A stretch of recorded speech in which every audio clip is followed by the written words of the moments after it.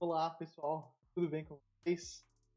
É, Antes da gente começar o nosso vídeo, deixa eu explicar algumas coisas.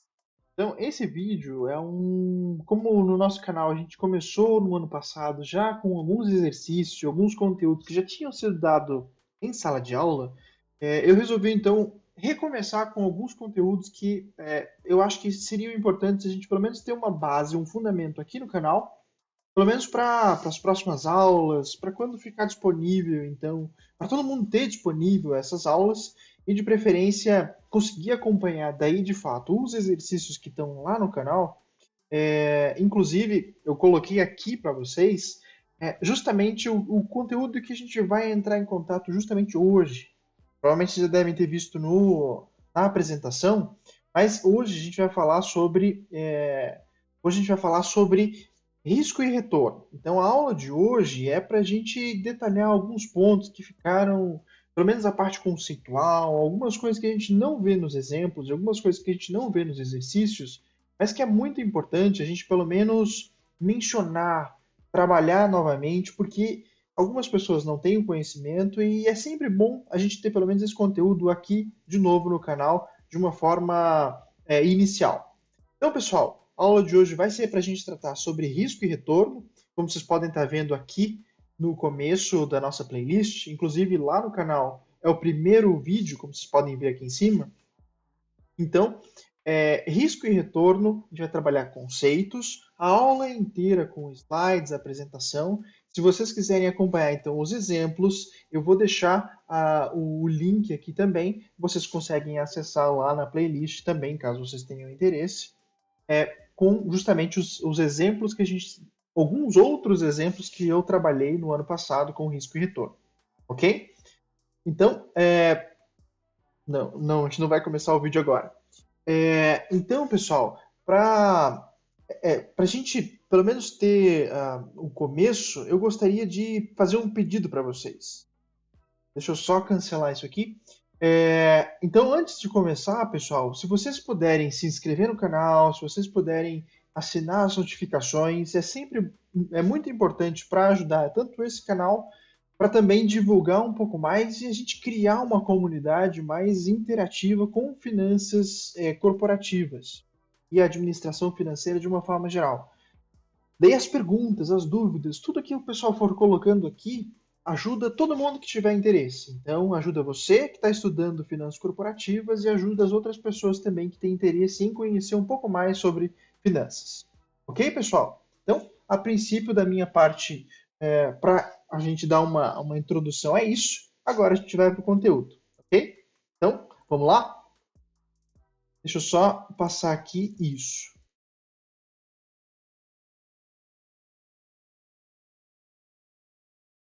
Então, assim, pessoal, para a gente começar o conteúdo de finanças de risco e retorno, a gente tem que trabalhar alguns conceitos que são super importantes. Todo mundo conhece o conteúdo, todo mundo tem alguma noção do que é risco e retorno, mas nem todo mundo conhece os conceitos propriamente ditos. Então, deixa eu só ver por que travou aqui, só um instantinho. Teve um pequeno probleminha com a câmera, mas agora já voltou.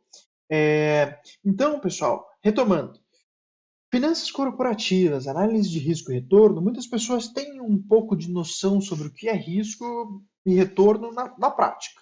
Então, você conhece o teu sentimento sobre o que você consegue assumir como risco, tendo em vista o retorno proporcionado por aquela determinada situação. Em finanças corporativas é praticamente a mesma coisa. Você utiliza aquele teu feeling, aquela tua vontade ou interesse em realizar tal ato, levando em consideração o risco. Então, os investimentos que você faz, seja investimentos de curto prazo ou de longo prazo, normalmente você vai levar em consideração os riscos envolvidos. As instituições levam isso em consideração, as pessoas levam isso em consideração. Então, é um assunto super importante para se trabalhar em finanças corporativas. E existem várias influências de risco e retorno que a gente precisa trabalhar, inclusive numa parte mais matemática. Pessoal, quais são os objetivos quando a gente trata sobre risco e retorno? Primeiro, Inicialmente, a gente vai trabalhar os conceitos sobre risco e retorno, quais são os elementos que compõem risco e retorno, para depois a gente começar, de fato, a fazer alguns cálculos sobre retornos em investimentos. E aqui depois, o segundo passo é justamente a gente entender algumas ideias sobre como é que os retornos históricos, eles vão ser importantes para os investimentos. Num terceiro passo, a gente vai pegar esses riscos históricos e depois também vincular com alguns importantes investimentos. E depois a gente vai ver como é que isso influencia ou tem algumas implicações na eficiência de mercado. Isso fica mais para o final da nossa aula, ok? Então, para a gente começar, risco e retorno, eu costumo colocar essa frase aqui do Mark Twain. Ele faz uma brincadeira da seguinte forma: ele coloca, então, outubro, este é um dos meses particularmente perigosos para se especular no mercado de ações. Os outros são julho, janeiro, setembro, abril, novembro, maio, março, junho, ou seja, todos os meses. Então a gente está falando que não existe nenhuma fórmula secreta quando a gente trabalha sobre risco e retorno. Então, todos os períodos são arriscados e todos os períodos vão ter retornos para os investidores. Então você só precisa entender os momentos, onde aplicar, quando aplicar, ou entender todas as variáveis que influenciam dentro do mercado para a sua ação não ter nenhum risco muito grande envolvido. Pessoal, esse exemplo que eu coloco aqui, então ele diz o seguinte: em maio de 2008, então, a ExxonMobil, a Hormel Foods e a Wholesale Club, então elas são algumas empresas americanas e elas anunciaram os seus lucros. Quando empresas anunciam lucros, normalmente os investidores eles se animam. Então é como se uma empresa anuncia que ela teve um lucro em certo período, eu como investidor vou pensar, então quer dizer que ela fez alguma coisa certa, onde da diminuição da receita, dos custos e despesas, no final das contas, ela obteve um lucro naquele período. Ou seja, ela pode ter alternativas do que fazer com aquele lucro. O reinvestimento, a distribuição de dividendos, enfim, compra de maquinários. Ela tem um leque de opções que, então, para o investidor, dá um significado de melhora, dá um significado de a empresa ela está buscando novos retornos. Então, essas empresas elas anunciaram um recorde no primeiro trimestre de lucros de 10 bilhões, o que para as outras empresas significava cerca de 14 e 26%. Então, nesse caso, sinalizava uma boa notícia para o mercado. Só que, mesmo assim, as ações da empresa caíram. Todas as empresas, tanto a ExxonMobil como a Hormel Foods e essa BJ Wholesale. O que, que isso significa? Então, levando em consideração que lucro traz um sinal de positividade para o negócio, por que, que as ações caem? Porque não necessariamente a gente está falando que receita, lucro, até mesmo se a empresa ela teve um prejuízo, não quer dizer que aquilo seja o único elemento que vai sinalizar que a empresa ela vai ter sucesso naquele mercado. A gente está falando de um mercado onde compõem várias outras empresas. Só uma delas anunciou, ou digamos, uma parcela delas anunciou lucro. Então, nesse caso, a gente tem que levar em consideração que existe, digamos, a estrutura de um país está caótica, existe um impacto político envolvido. Então, a expectativa futura é que aquela empresa possa sofrer consequências futuras e, pelo menos no último trimestre, não incorreu nesse problema. Então, é de interesse que você conheça todas as variáveis que fazem composição do risco naquele investimento. Então, nesse caso, é interessante a gente sempre levar em consideração todas as características que envolvem o risco daquele investimento ou o risco envolvido naquela empresa com os seus possíveis retornos. Então, para isso, eu sempre começo perguntando, por que a gente tem que avaliar bem a relação entre risco e retorno? O que determina o retorno exigido de um investimento? Normalmente, a gente, claro, existem várias variáveis, inclusive eu menciono passo a passo durante a nossa playlist lá de finanças corporativas, eu menciono análise de investimentos e todas essas características, seja de risco ou seja de retorno, eu vou mencionando ponto a ponto em cada um dos elementos. Inclusive, eu vou deixar um link aqui para alguns deles e algumas partes onde eu menciono isso. Por exemplo, em orçamento de capital. Quando a gente está falando sobre orçamento de capital, as empresas elas estão avaliando o tipo de investimento de longo prazo que normalmente traz um montante muito alto que está sendo envolvido. Então, nesse caso, já que é um valor muito alto, a expectativa de retorno normalmente ela vai se coincidir com essa expectativa. Então, quando a gente trabalha em análise de investimentos, a gente sempre vai estar trabalhando com essas duas variáveis, risco e retorno. Então, é muito importante, se torna um imperativo para as empresas saber mensurar muito bem o risco dos investimentos.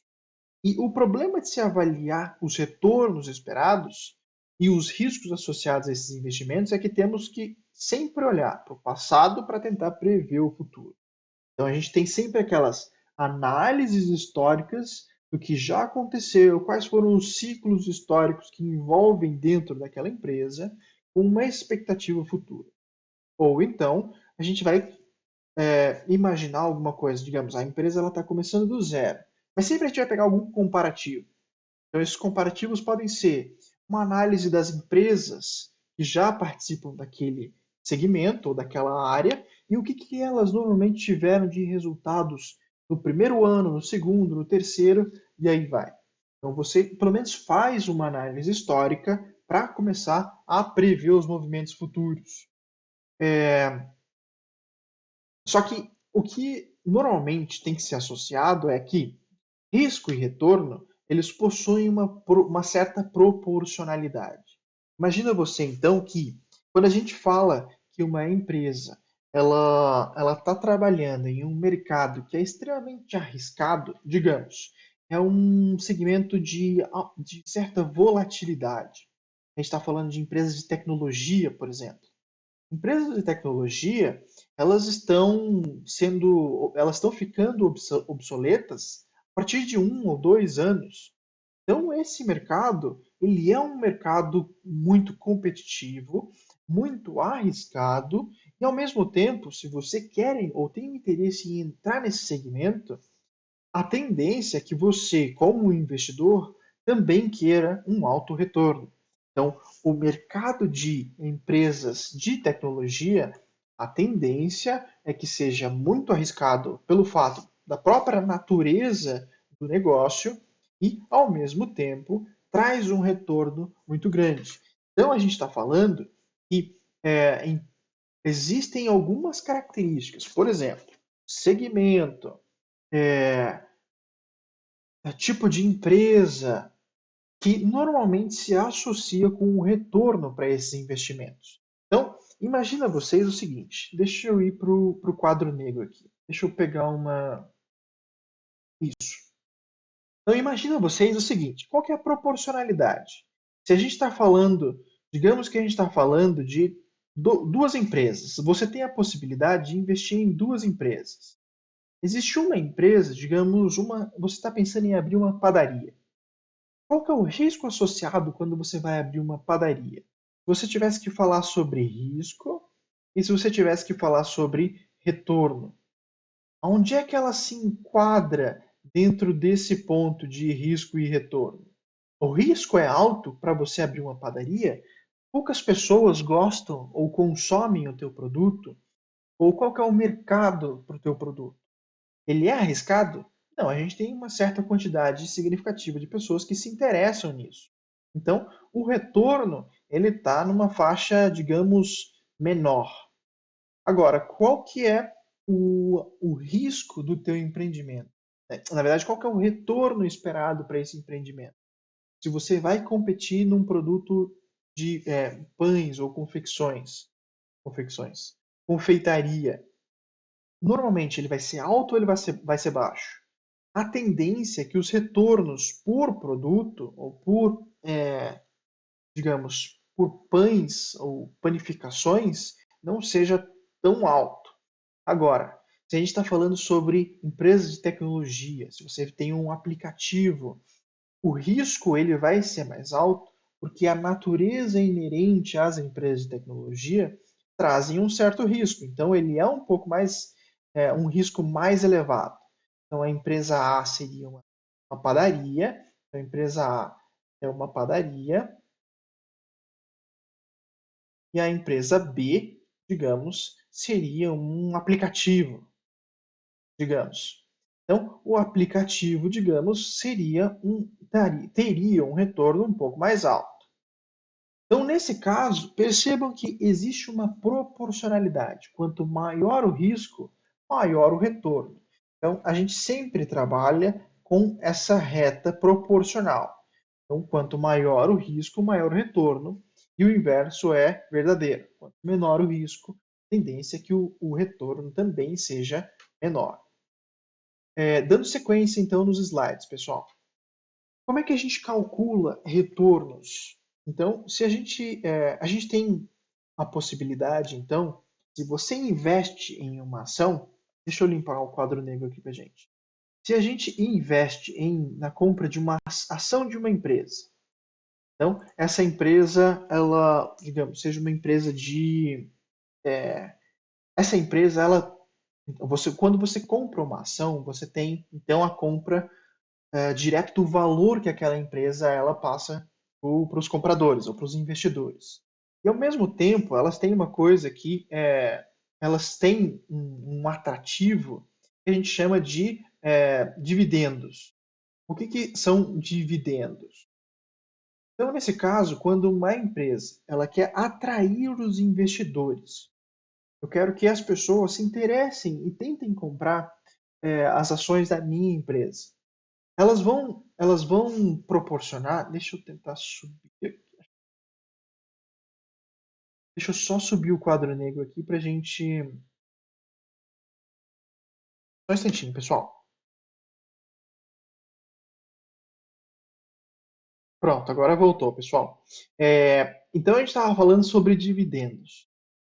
Então, algumas empresas, digamos que o próprio segmento, ela não é tão. O segmento que aquela empresa trabalha, ela não é tão atraente, ou ela traz retornos um pouco baixos que não dificultam a atração de novos investidores.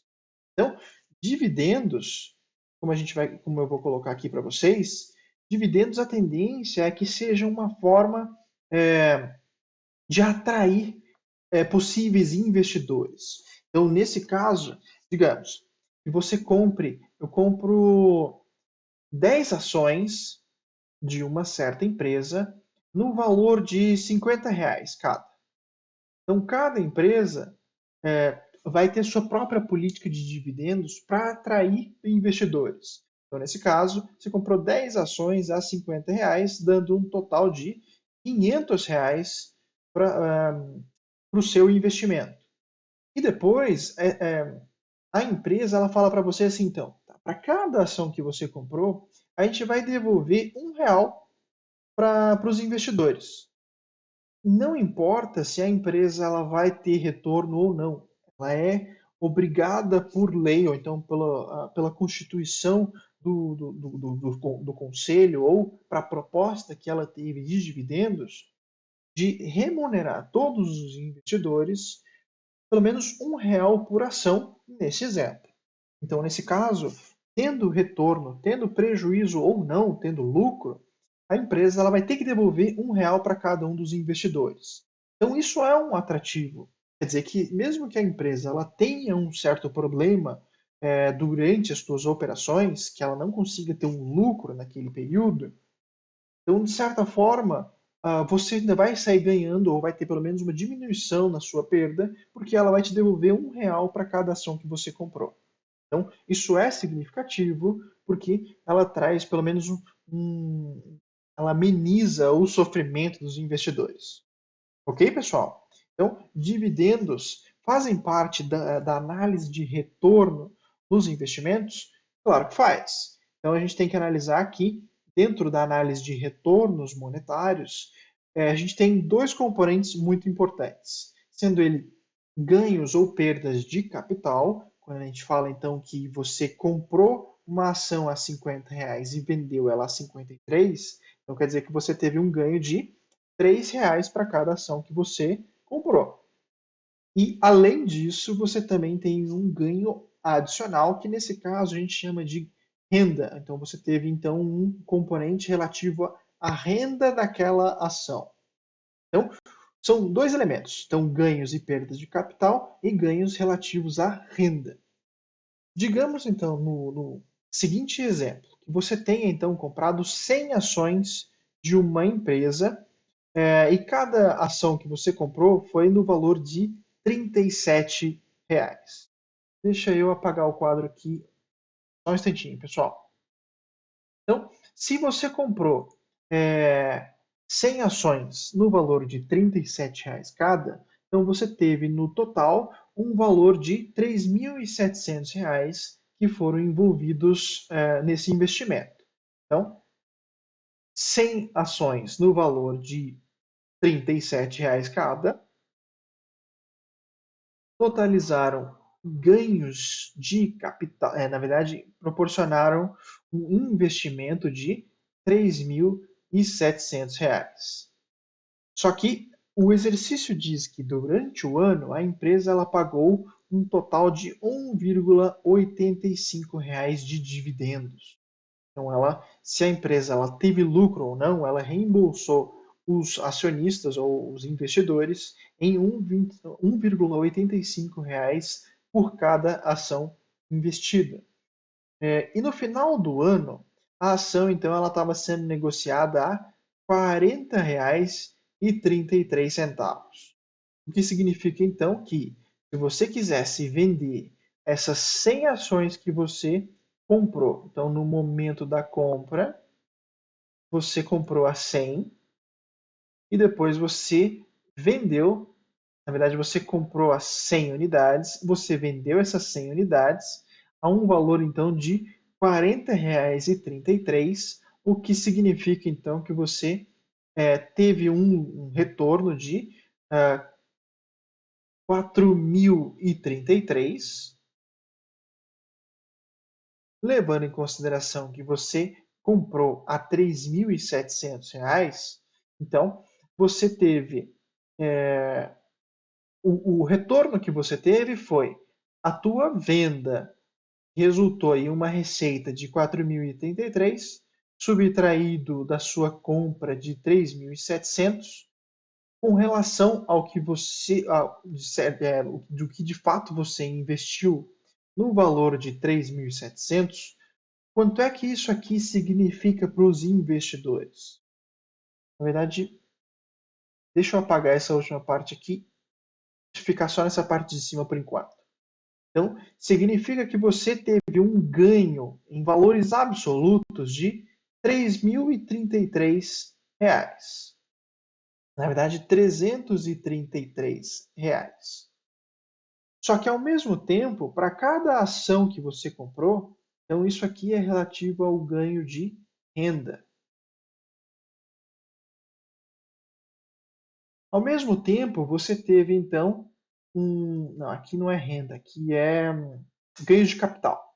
Então, isso aqui é valor relativo a ganhos de capital. Ao mesmo tempo, você teve, então, ganhos com renda. E isso aqui, esses ganhos com renda, foram no valor de 1,85 centavos para cada 100 ações que você comprou. Então, você teve um total de R$ 185 a mais para cada ação que você comprou, certo? Então, se você teve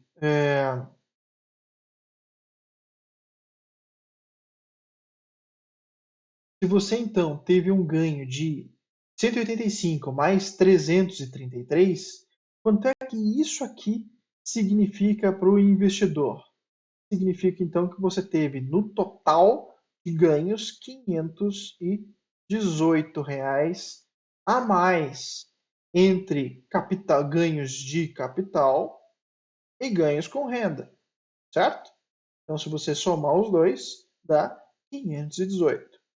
Ou seja, se você reembolsar o valor que você investiu mais os ganhos adicionais, que seriam esses 518, você teve no final um valor de 4.218 reais em valor absoluto, certo?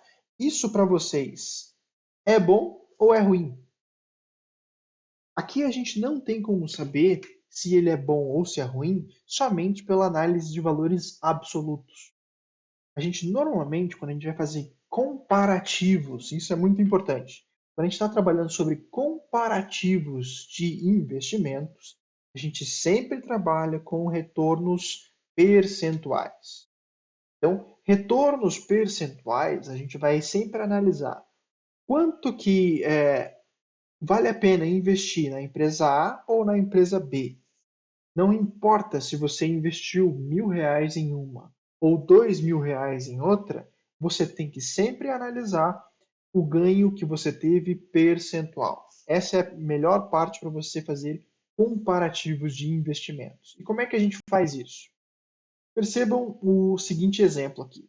Levando em consideração esse exemplo de 100 ações no valor de R$ 37 cada. Se a gente analisar o retorno que a gente teve de dividendos, a gente sempre vai comparar o valor por ação. Então, se você comprar uma ação a 1,80, o retorno de renda era de 1,85 para cada ação de R$ 37, então, nesse caso, o retorno percentual que você tem é de 5% de retorno por ação, 5% de dividendos por ação. E o retorno em ganhos de capital seria, a gente vai pegar essa diferença por ação, que seria o valor de R$ 37 comparado com esse valor de 40,33, ou seja, o valor da venda menos o valor da compra dividido pelo valor do que você fez o investimento, e isso é sempre importante, pessoal, é sempre com base no seu investimento. Você vai ver da diferença pelo que você investiu, vai me devolver então o valor de 9%. Ou seja, ganhos de renda me devolveram 5% por ação e ganhos de capital me devolveram 9% de retorno. Ou seja, no final das contas, eu tive 14% de retorno para cada ação que foi comprada. Isso significa que para cada R$ 1 que você investiu, você teve 14 centavos de retorno. Certo, pessoal? Então, a análise percentual, então, você sempre vai analisar, digamos, com uma outra empresa, se você fizesse a mesma projeção e percebesse que no final das contas essa outra empresa ela teria um retorno de 10% por ação, comparada com essa empresa que você acabou de fazer o cálculo, 14 com 10% dessa outra empresa, se você tem a intenção em assumir um maior retorno, 14% é mais vantajoso para você do que essa outra empresa que tem 10% de retorno. E aqui, pessoal, não importa o valor que você vai investir, o valor absoluto, o valor monetário. Quanto mais você investir na empresa de 14%, mais você vai ter retorno.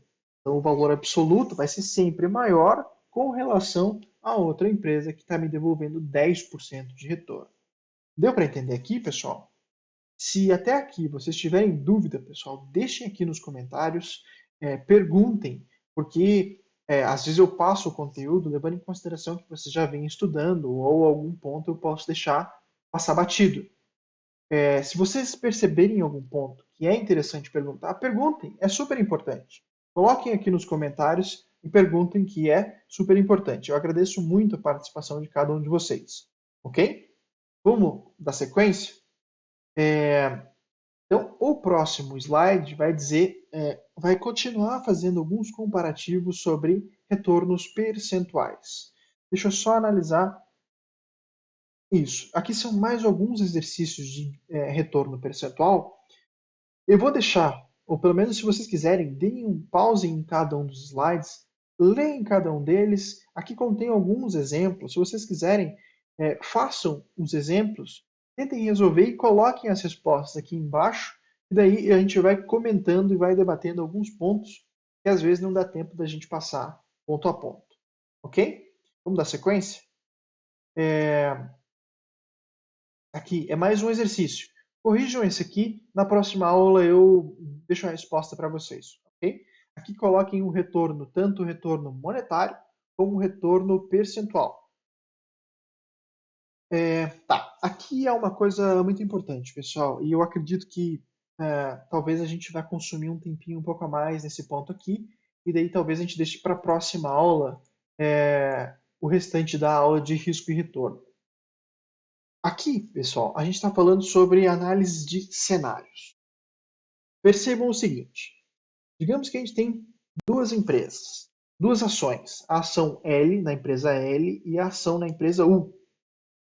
Normalmente, elas vão ter as seguintes características. A ação L ela vai ter uma expectativa de retorno de 25% no próximo ano, enquanto a ação U ela vai ter uma expectativa de retorno de 20%. Do que a gente já tem trabalhado, entre 25% e 20%, qual é a melhor opção para vocês? Qual que é a resposta de vocês? A resposta, pessoal, ela tem que sempre estar condicionada à tua expectativa de risco e retorno. Se você está imaginando, então, que você quer ter um retorno maior, você tem uma expectativa de retorno de 25%, você então tem que perceber que por trás dessa ação, ela vai estar dizendo para vocês que também o risco é maior. Então a gente sempre tem que trabalhar com essa proporcionalidade. Risco e retorno são proporcionais. Lembra lá da curva? Da curva não, da reta. A reta é proporcional. Quanto maior o risco, maior o retorno. Se vocês, justamente, estão pensando assim, tá, então eu não sou tão suscetível ao risco assim, eu quero um risco um pouco mais moderado, eu quero uma coisa menor. Ao mesmo tempo, então, você tem que assumir que o retorno desse investimento talvez seja um pouco menor. Então, se você, sua expectativa de retorno, ou a sua expectativa, ou o teu sentimento sobre o risco não é tão grande assim, então você vai aceitar a empresa U que vai ter um retorno um pouco menor. Deu para entender aqui, pessoal? Então, a gente sempre tem que levar isso em consideração. Por que eu menciono isso para vocês? Porque, digamos o seguinte exemplo. A gente tem duas empresas. Eu acho que agora eu vou para o Excel. Digamos então que essas duas empresas elas vão estar trabalhando em um mercado, em vários cenários. Então, vamos supor o seguinte. Digamos que essas empresas elas têm... deixa eu aumentar um pouco aqui. Agora vai dar. Então, digamos que esses valores de 25% e 20% sejam médias. Então, a gente está falando que as empresas, em média, a empresa L está dando, em média, 25% de retorno, e a empresa U está dando 20% de retorno, porque a análise que foi feita, normalmente ela foi condicionada aos possíveis cenários econômicos. Por exemplo, digamos que então a gente, deixa eu colocar essa tabela ali. Então a gente está falando de estados da economia. A gente está falando em momentos de recessão, por exemplo, e digamos em sala de aula a gente tem que dizer que, ou eu costumava dizer em aulas presenciais que momentos de recessão aconteciam, que era uma coisa há muito tempo, mas a gente está passando por um momento como esse, por exemplo, no momento desse vídeo. Ou existe também a possibilidade de ter uma forte expansão para as empresas. Então, digamos que a gente tem esses dois cenários, de recessão e de forte expansão. Digamos que, analisando o histórico dessa empresa, qual que é a probabilidade? Qual que é a probabilidade desses dois cenários acontecerem? Então, digamos que a análise que você faça seja de 50% para cada um desses momentos. Pode ser que aconteça tanto recessão e expansão no próximo ano. A gente não sabe, é uma incógnita. Então, eu vou colocar 50% para cada um dos períodos. E você percebeu que na tua análise histórica, essas empresas elas se comportam de algumas maneiras. Por exemplo, a ação L, a ação L, ela no período nesse em um período de recessão, ela sofre com isso. O mercado dela é tão sensível. Quando existe uma recessão, ela perde 20% do teu valor. Só que ao mesmo momento que ela está em um período de forte expansão, ela cresce muito. Então ela cresce às vezes 70%. Então você está trabalhando com dois cenários de recessão e expansão, e ela está te dizendo que em um período de recessão ela perde dinheiro e em um período de forte expansão ela ganha dinheiro. E a ação U, ela não é tão sensível assim. A ação L, deixa eu colocar aqui, a ação L e a ação U. A ação U, ela não é tão sensível assim. Então ela em um período de recessão, ela ganha 30% e em forte expansão, ela não é tão sensível assim, ela não cresce tanto quanto esperado, ela tem um controle na média de 10%.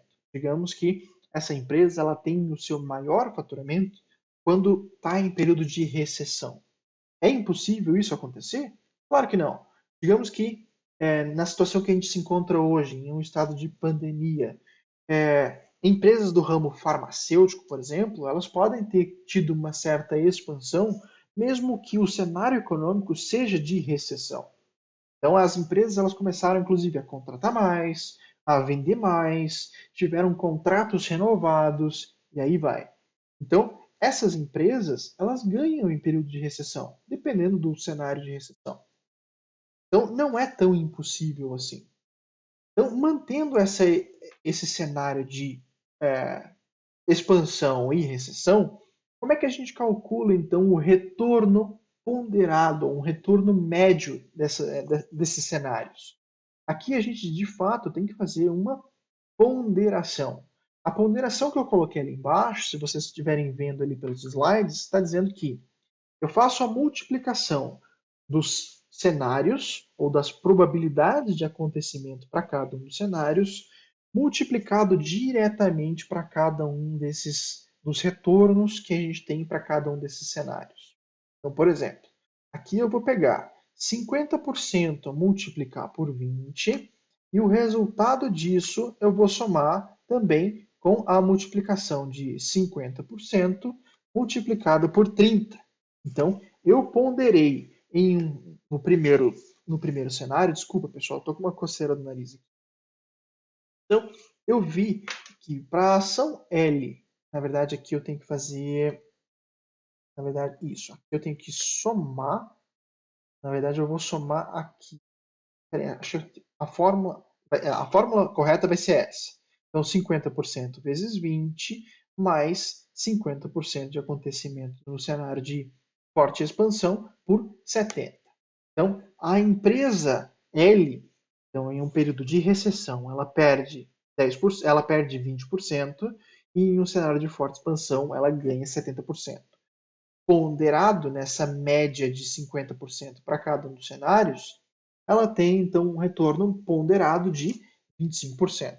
E percebam que se eu modificar essa lógica, digamos que seja assim, se eu modificar essa lógica para 30%, digamos que a análise dos economistas seja que é mais possível que exista uma forte expansão do que uma recessão, a ponderação também muda, porque então ela vai puxar mais para um cenário de forte expansão do que um período de recessão. Então, voltando ao exemplo, é de 50% para cada um. E aqui eu repito a mesma coisa, inclusive deixa eu fixar esses elementos, porque eles não mudam. Se eu jogar para o cenário, para a ação U, então permanece da mesma maneira. 50% vezes 30 e 50% vezes 10. O somatório dessas duas multiplicações, eu vou ter a média de 20%. Deu para entender aqui, pessoal? Então, a gente está trabalhando com cenários e o histórico que a empresa teve de retornos. Desculpa, pessoal. Então, se eu perguntasse para vocês, então qual empresa vocês vão investir, vocês têm que sempre levar em consideração que a gente está trabalhando com dois cenários. Pode ser que aconteça um cenário de forte expansão que vale a pena você investir na ação L. Só que ao mesmo tempo, se acontecer um cenário de recessão, pode ser que você venha a perder 20% do seu investimento. Então, ponderando as duas médias, você assume então que essa empresa ela é mais arriscada do que a empresa U. Deu para entender aqui, pessoal? Então, aqui a gente assume um risco maior do que na empresa U. Por exemplo, digamos então, se você analisar que, digamos, seja isso, o cenário de forte expansão vale mais a pena. Se você dizer que então 90% pode acontecer uma forte expansão, para a ação L cresce ainda mais o teu retorno. Só que, em compensação, para a ação U é cada vez mais danoso, isso é prejudicial para o teu retorno. Então você acaba pensando em um cenário mais de recessão. Se o inverso for verdadeiro, vai sempre ser mais vantajoso você investir na ação U, porque ela continua te trazendo um retorno, diferentemente da ação L, que ela vai estar te dando prejuízo nessa projeção. Deu para entender aqui, pessoal? De novo, se vocês tiverem dúvida, perguntem. Por que a gente coloca isso, pessoal? Deu para perceber que nessa movimentação que eu fiz aqui rapidamente, vocês viram que a ação U, de uma forma geral, as movimentações, seja ela de um cenário de forte recessão ou de forte expansão, ela sempre é menos danosa para a ação U? Existe uma explicação para isso. Deixa eu passar para o próximo slide aqui. Percebam que, para a gente analisar aspectos relativos a risco e retorno, a gente precisa sempre trabalhar com essa expectativa de análise estatística, já que a gente está falando sobre probabilidades, e um ponto que traz sempre uma consideração interessante quando a gente fala sobre risco e retorno é a gente utilizar um método estatístico de variância e desvio padrão. Eu já demonstro para vocês, eu vou demonstrar para vocês agora, e eu queria trazer o impacto que isso aqui tem, e o que a gente normalmente a gente vai entender sobre a variância e o desvio padrão e qual que é o vínculo que a gente tem sobre os retornos. Percebam o seguinte: como é que a gente calcula variância para depois a gente chegar no desvio padrão? Primeiro, percebam ali nos slides. Então, para calcular as variâncias dos retornos dessas duas ações, a primeira coisa que a gente precisa fazer é determinar o quadrado dos desvios do retorno esperado. O que isso aqui quer dizer? O quadrado dos desvios. A gente sempre vai ter que pegar a diferença, a diferença do retorno com base na média. Então perceba o seguinte: eu sempre vou pegar a média dos cenários, então no caso da ação L foi de 25%, e eu vou subtrair do que acontece de fato da ação no período de recessão. Então, subtraindo uma coisa da outra, a minha diferença no período de recessão para a média é de 45%.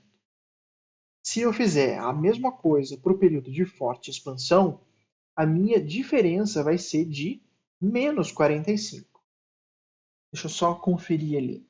Salvo engano, é isso. Então, percebam que, tirando da média para a ação L, a gente tem isso. Para a ação U, vai acontecer da seguinte forma. Deixa eu só corrigir a fórmula aqui. Isso. Perfeito. Isso. Deu para ver ali, pessoal? Então, Deixa eu colocar aqui. Diferenças. Opa.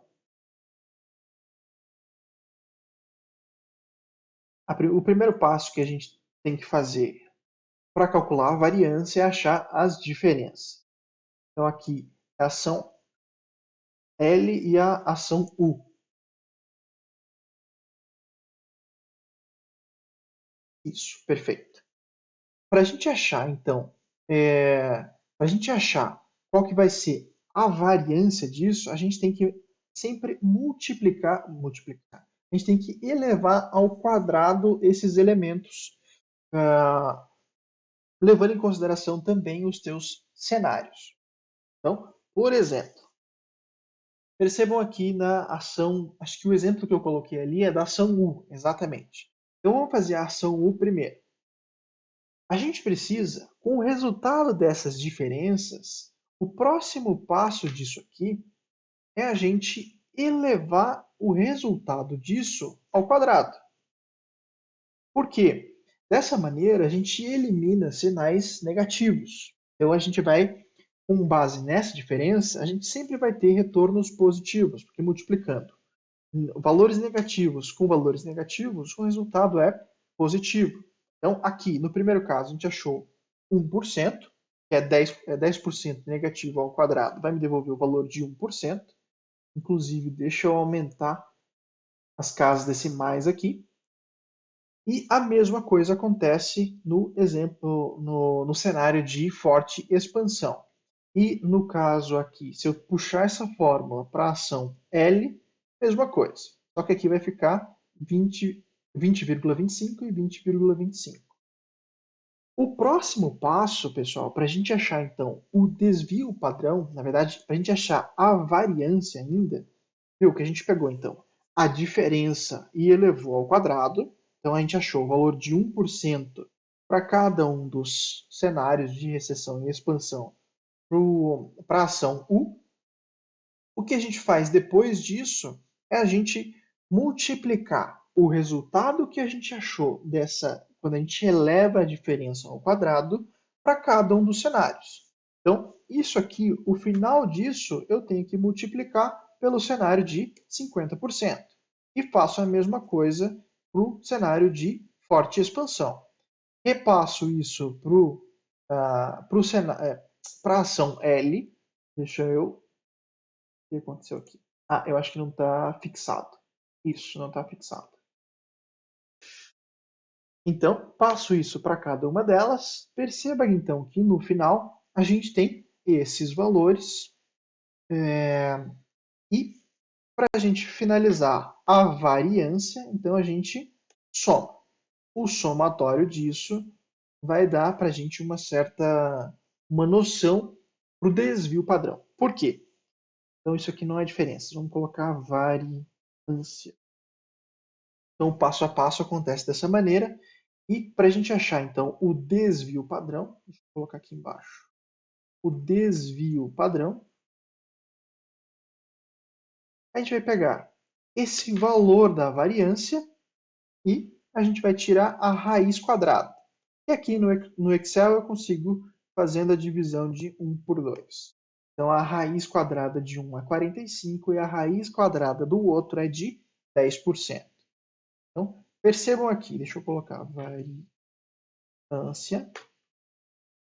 Deixa eu ver se eu coloco no passo a passo.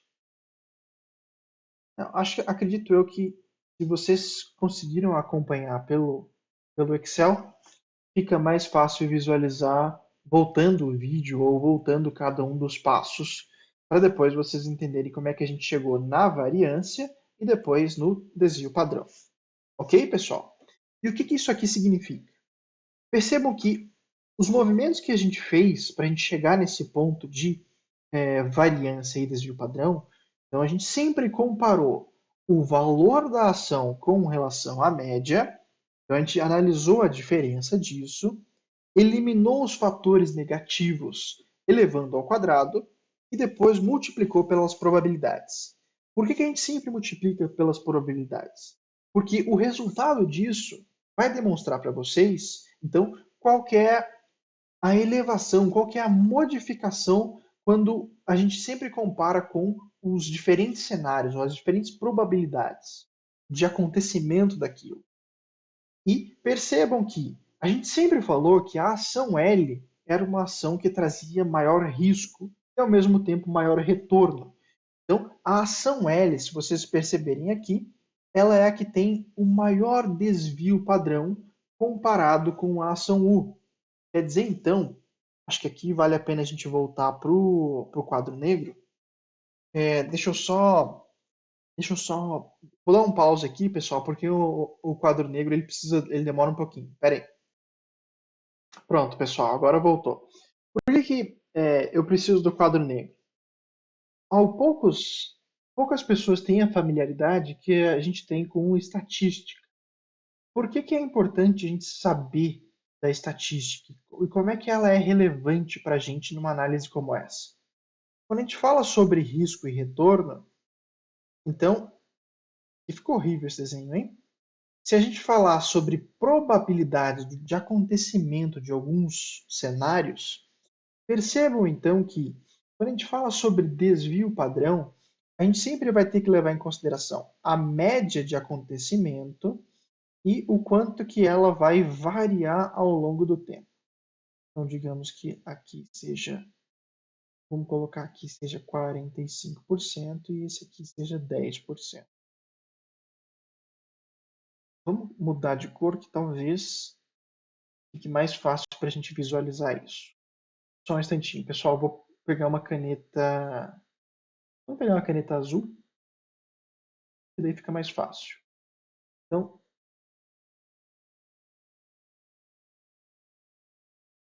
tomara que vocês consigam visualizar por aí. Por que a gente fala? Por que a gente fala sobre desvio padrão? Deixa eu colocar 10%, 10%, o outro é de 45%. Esse aqui vai ser em vermelho, 45%. Então, digamos, aqui eu vou colocar o elemento x e um traço em cima. Esse elemento x com um traço em cima simboliza a média. Então, a média de acontecimento de alguma coisa, ali na empresa, na ação L, era de 25% do cenário, e no outro era de 20% na ação U. Percebam então que qual que é a probabilidade de acontecer o 25% na ação L e qual que é a probabilidade de acontecer o 20% na ação U. Não sei se eu falei certo, mas acho que vocês entenderam. Então, a probabilidade de você cair em um cenário na ação L é de 45%. Então, digamos que a sua média seja essa, para cá seria um valor negativo e para cá seria um valor positivo. Seria então menos 45% e mais 45%. Então, a probabilidade de acontecer isso, ela tem ele tem toda essa probabilidade. Ó, analisando aqui, a gente tem toda essa dimensão. Ele é cada vez maior. Então quer dizer que pode acontecer tanto para lá quanto para cá, mas a diferença é muito grande. Seria então 90%, se você somar 45 negativo e 45 positivo, para você alcançar aquela média, a, a tua área dentro daquela probabilidade, dentro dessa curva de probabilidades, é sempre maior. Então pode ser que você tenha um resultado muito bom, ao mesmo tempo que pode ser que você tenha um cenário muito ruim. Então a, a, a variância é muito grande. Só que, levando em consideração a ação U, que é justamente essa faixa em azul, deixa eu buscar a faixa em azul aqui. Comparado com o que a gente viu da média da ação L, ela é bem menor. Então, deixa eu tentar demonstrar os dois aqui.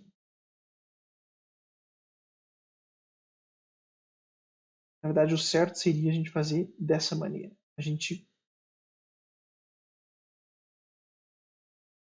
Não sei se vai ficar fácil a gente visualizar, mas percebam que a variância da ação U ela é menor do que comparado com o da ação L. Então, nesse caso, Se você está pensando em assumir uma ação que tenha menor variância de resultados, a ação U é sempre melhor. Então, se a tua variância ou se a diferença disso é menor para a ação U, consequentemente, então você vai ter um risco menor. A gente está falando sobre risco e retorno, ao mesmo tempo que essa variância, essa diferença entre resultados com relação à média é menor, então o teu retorno também vai ser menor. E ao mesmo tempo, se a gente está falando que a ação L, se a gente está falando que ela pode variar menos 45 e mais 45, então, comparado com a ação U, ela não é tão vantajosa assim. Ela traz um risco cada vez maior, só que ao mesmo tempo o retorno também pode ser cada vez maior. Deu para entender aqui, pessoal? Então, aqui a análise que a gente faz que desvio padrão é igual ao risco. Sempre vai ser isso. Quanto maior o desvio padrão, maior o risco. Quanto menor o desvio padrão, menor o risco. Então, desvio padrão é a mesma coisa que risco. Deu para entender aqui, pessoal? Porque então a gente está falando sobre essa questão justamente de mais e menos com relação à média. Não sei se eu fui tão claro na minha explicação, mas a ideia central é essa, pessoal. Pessoal, o vídeo já está um pouco estendido, então provavelmente a gente vai separar essa aula de risco e retorno em 2 ou 3 vídeos. A princípio a gente termina por aqui. Na próxima aula a gente, ou na verdade eu vou fazer um vídeo um pouco mais curto para eu colocar alguns exemplos sobre essa análise de probabilidade com relação a estados da economia, que eu acho que é interessante. A gente faz alguns exemplos, faz alguns exercícios, propõe uns exercícios para vocês, e daí a gente segue com os assuntos de risco e retorno, com análise de risco sistêmico e risco não sistêmico, ou risco sistemático. Pessoal, então a aula de hoje ela vai dar uma parada por aqui. Se vocês tiverem dúvidas, sugestões, críticas, o que vocês entenderam da aula e quiserem comentar, eu aceito de coração cada um dos comentários. Fiquem muito à vontade de colocar isso nos comentários, porque eu leio cada um deles e eu respondo cada um deles.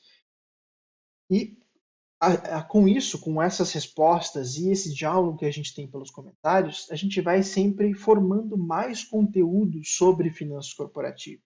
E não é só para vocês, é para todo mundo que se interessa sobre finanças. Então, se vocês prezam por criar uma comunidade de finanças, por favor, coloquem comentários. É muito interessante a participação de vocês. Ok, pessoal? Então, espero que vocês analisando, voltem no vídeo, inclusive, vejam os elementos, vejam o que a gente tem trabalhado e perguntem. Porque sempre observando os vídeos novamente traz dúvidas. E dúvidas é sempre muito bem-vindo. Ok, pessoal? Então, a aula de hoje ela fica por aqui. Ah, eu tenho um último recado aqui para vocês. Só um instantinho. Cadê? Acho que é esse. Ah, eu estou bem na frente. Pera aí. Deixa eu fazer uma correção aqui rapidinho, pessoal. Tá, vamos voltar. Agora sim, acho que vai ter um impacto um pouco maior. Então, pessoal, de novo. Não, deu errado. Vamos tentar mais uma vez. Agora vai dar certo, pessoal. Então, o aviso é o seguinte. Já que vocês estão aqui, se inscrevam no canal. Se vocês têm dúvidas, também assinem as notificações, que é super importante. E perguntem. É isso que eu queria dizer para vocês, pessoal. Então, a princípio, a aula de hoje fica por aqui. Eu agradeço muito a participação de cada um de vocês. Nos vemos nos próximos vídeos. Um abraço!